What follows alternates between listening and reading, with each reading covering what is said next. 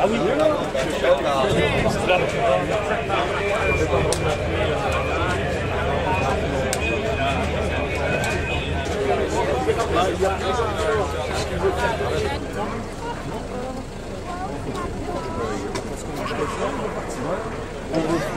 Voilà, bien après la présentation donc des équipes, nos champions lorsqu'ils vont s'élancer, voilà, on regarde, le départ va être donné aux côtés de Monsieur le maire, Michel Mollet.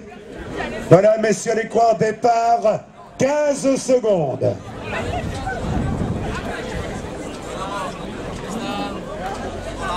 « 10 secondes. Attention pour le décompte. 5, 4, 3, 2, 1, go!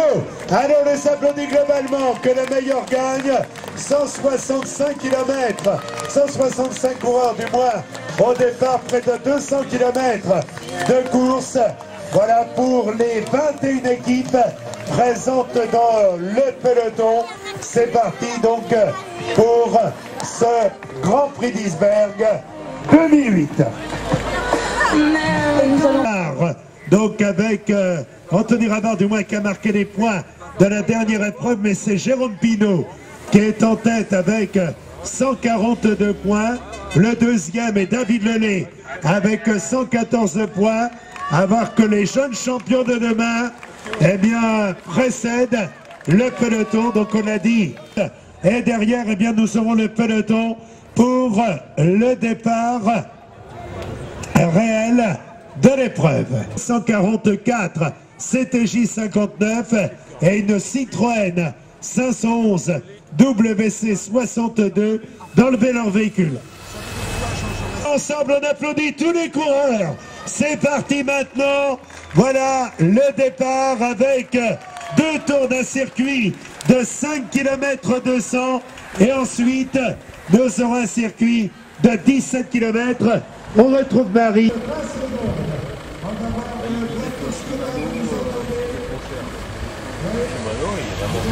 J'ai cassé un bras de pied il y a 2 mois, 149 €, c'est le problème.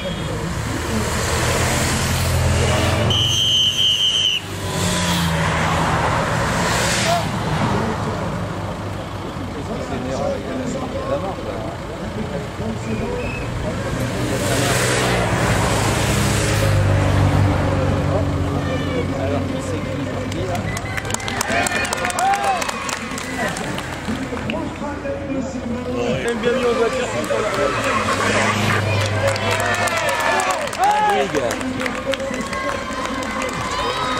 Bon, ça y est, ça part, c'est parti.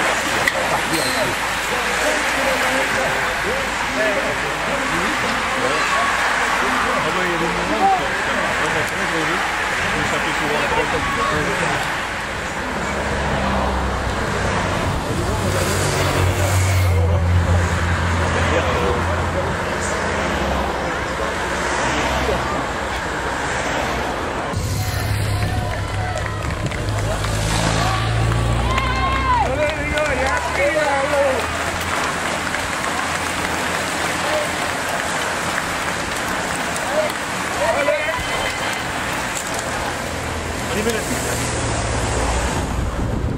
C'est un tout petit chemin, il faut être placé. Alors en ce qui concerne les coureurs du peloton, ça va rouler probablement très vite, mais puisque ces coureurs que l'on voit actuellement à l'antenne sont devant depuis le début de course, eux du Grand Prix d'Isberg, ils ont tout intérêt à unir leurs efforts le plus longtemps possible pour essayer de se rapprocher d'Isberg. C'est un spécialiste, il est en grande condition actuellement, c'est un homme de fin de saison. Je pense qu'il mène sa course de façon très intelligente. Et vous voyez, il reste donc 83 km de l'arrivée. Donc coureur, regardez son effort, il se retourne pour voir si ça suit. Ça ne suit pas.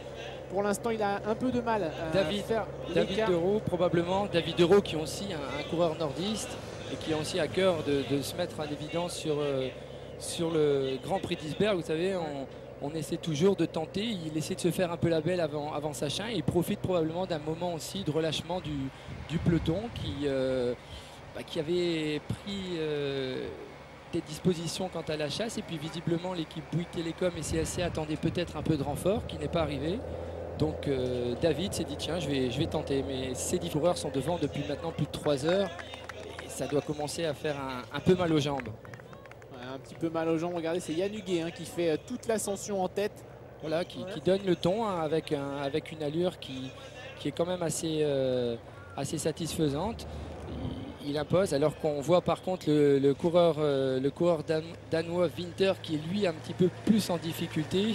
Joue en 2006 à cet endroit-là et bien visiblement en 2008 elle ne va pas jouer là. Attendons et après une nouvelle attaque du coureur de l'équipe de regardez, France. Une nouvelle attaque effectivement. Il est motivé. Il est motivé. Toujours le même. Ils font une belle course hein, qui arrive toujours à placer. Thomas Vauclair toujours à la tête de cette course.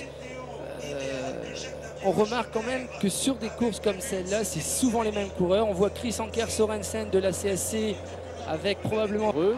C'est voilà, la voiture de Nico Hikout. C'est Nico Hikout qui doit appeler au secours.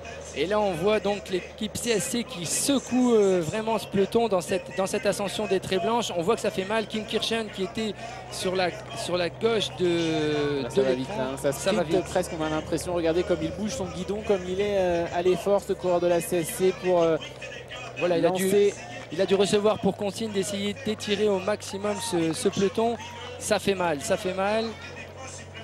Et ça va encore faire probablement plus mal une fois que la ligne de Prix des Monts sera passée, puisqu'on aura affaire à une grande route rectiligne, comme on le disait tout à l'heure, exposée au vent. On voit quand même Kim Kirchen très facile qui poste lui aussi une attaque. Et il va attaquer, il attaque Kim Kirchen.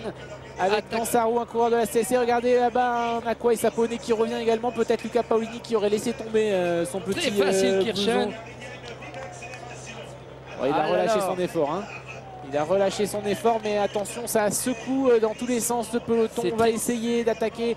Et vous l'avez dit tout à l'heure, on va passer 2 fois sur ces mêmes routes. Alors, et ça casse, Erwan, il y en a partout. Voilà, regardez, premier passage pour l'écrémage et le deuxième passage peut-être pour l'attaque définitive. Voilà, alors on voit très nettement à l'écran que le vent vient de la gauche, les coureurs sont chute, alors qu'il y a une chute, un coureur de la FDJ. De la Française des Jeux. Heureusement, il est debout, donc ce n'est pas grave. C'est son vélo qui un mauvais moment est complètement détruit, vous l'avez vu.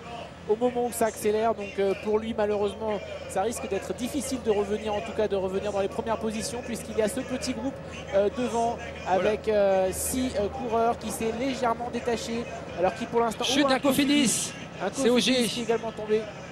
Stéphane Auger qui est tombé. Même endroit qui est tombé, et oui on l'avait dit tout à l'heure, hein, ces petites routes, il est énervé Stéphane Auger, il a l'air de souffrir, regardez sa jambe. Stéphane Auger qui doit faire les championnats du monde la semaine prochaine. Et regardez, il saigne, il ne bouge pas sa jambe gauche, il a jeté son casque de dépit. Alors est-ce que c'est parce qu'il se dit que ces championnats du monde sont d'ores et déjà compromis? Est-ce que c'est juste par rapport à la course? Il s'allonge, il a l'air de souffrir quand même Stéphane Auger. J'ai peur que... Il a l'air d'être touché à la jambe gauche, il faut espérer que ce soit pas très... pour lui que ça puisse remettre en cause sa participation au mondial. Regardez, il hoche la tête. Il y a son bras gauche également dans son bras, il le bouge normalement manifestement. C'est vrai qu'une fois un coureur qui chute, bon, c'est toujours un petit peu bon, ce qui est aussi un petit peu de difficulté à trouver des coureurs qui veulent collaborer avec lui, puisqu'il a vraiment fait mal à tous ces coureurs.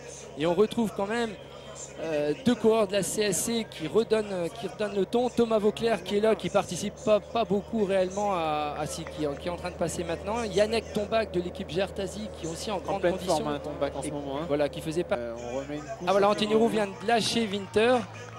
Il est reparti. C'est un peu surprenant, à moins qu'il y ait là encore une tactique d'équipe à mettre en place, hein, demandant peut-être à Anthony Roux de rester en tête pour servir de relais à un coureur comme par exemple Arnaud Gérard qui est 3e de cette Coupe de France.